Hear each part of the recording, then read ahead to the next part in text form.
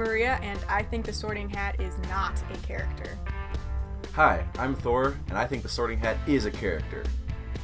Today we ask the question, is the Sorting Hat from the Harry Potter series a character or not? And the way I see it is the Sorting Hat falls into the category of a flat, static character. It does the same thing it does for the whole story, but it is a character, it has a personality, it's sentient, it has lines, it makes decisions. It's a character. It is a magical object. It started off as just a regular hat, and then the 4 founders of Hogwarts put their brains in it and made it into a magical object that was bewitched to sort people and to be able to read minds and to be able to sing songs, apparently, as well.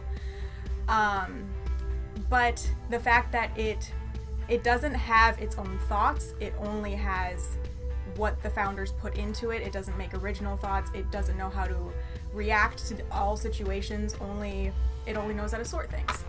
So it is a magical object. It's a very sophisticated, a very intelligent magical object, but it is not a character because it doesn't have its own motives. It doesn't have its own brain. It just has what the founders put into it.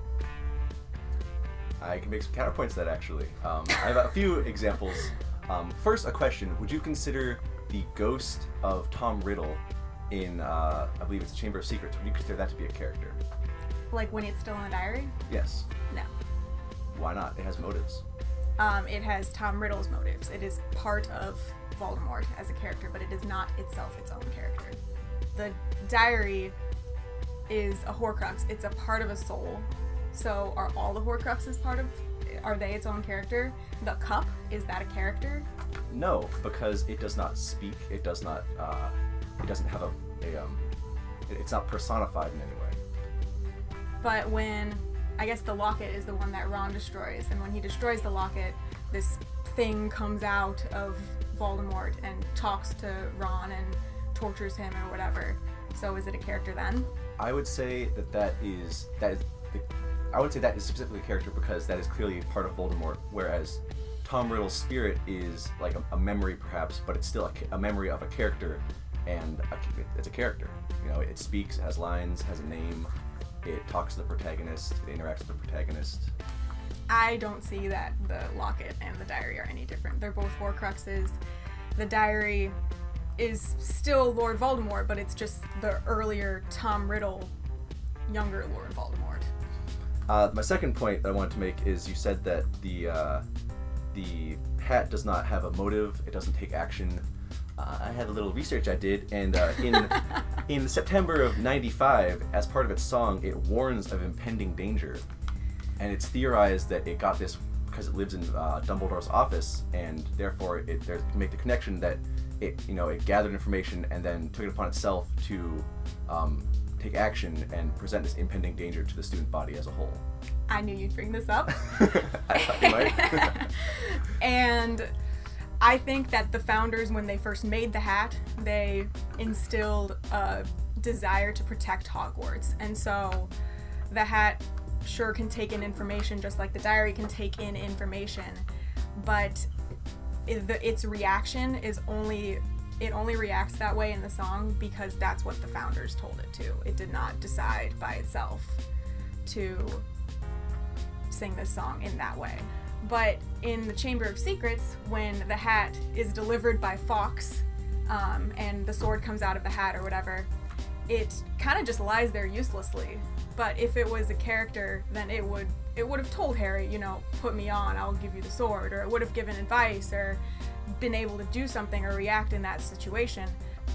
Does that mean all characters have to be able to act of their own accord in all situations? Is that a qualifying quality of a character for you then? I mean, characters can be taken over, like if you have the Imperius curse on you. Yes, that's a different matter though. You're arguing that because the hat didn't act in a situation that it wasn't designed to act in, that makes it less of a character or not a character. Well, there are other magical objects that have some of the aspects of, or some of the abilities that the hat has. Like howlers can run up or come up to you and yell at you, and it can talk to you. The Mirror of Erised can like read your mind and see what your biggest desire is and show it to you. Or even like the knights in the Battle of Hogwarts at the end. But none of those are characters. We're not trying to say that those knights are characters, but they all have some of the aspects that the Sorting Hat has. So I don't see what makes the Sorting Hat any different than those, besides that it's just more sophisticated. It has better magic that's put upon it, but it's still just a magical object. I think the distinction I make between knights and howlers, to be specific, is that they are not a the, they're an a. It's a knight, it's a howler, it's not the Sorting Hat. The Sorting Hat is a proper noun, it's an individual, there's nothing else like it, which I think is an argument for it being a character, as opposed to those. So I think the distinction that is separating our two points of view is that I see something that has a limited operational scope as still being able to be a character, whereas for you it needs to be more universally adaptive. I think the Sorting Hat is essentially a tool that the four founders used to sort. Like, they realized when we're dead, we won't be able to sort them into the houses like we want to, and so they took this hat off of Gryffindor's head and bewitched it and made it into a tool that could do the sorting for them. And they gave it some extra powers, like to be able to talk, because it had to be able to announce what house it was going to go in, and be able to sing a song, because I don't know why they wanted that, but I guess it's kind of fun. See, I think when they did that, they also give it a limited sentience, which to me makes it a character. So is everything that's sentient a character? How are we defining sentience? Because I was actually looking up that definition yesterday, and the top definition was that it is able to take in its surroundings and react to them. And a lot of things in the Harry Potter world can take in their surroundings and react to it. Like, even the golden snitch can, like, it knows when it's in the box and when it's outside the box, and it knows to fly around when it's outside the box. But I think sentience is more than that. I think it has to do with interpreting your surroundings and improvising and making your own decisions, and which the Sorting Hat does. I think the fact that it even has an operational, what were you saying, an operational scope? I think the fact that it even has that makes it not a character. That characters can react in any situation unless they're being imperioed or, you know, like dead or something.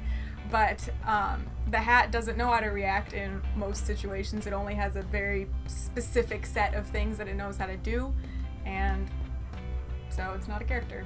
It's just a tool or a fancy machine.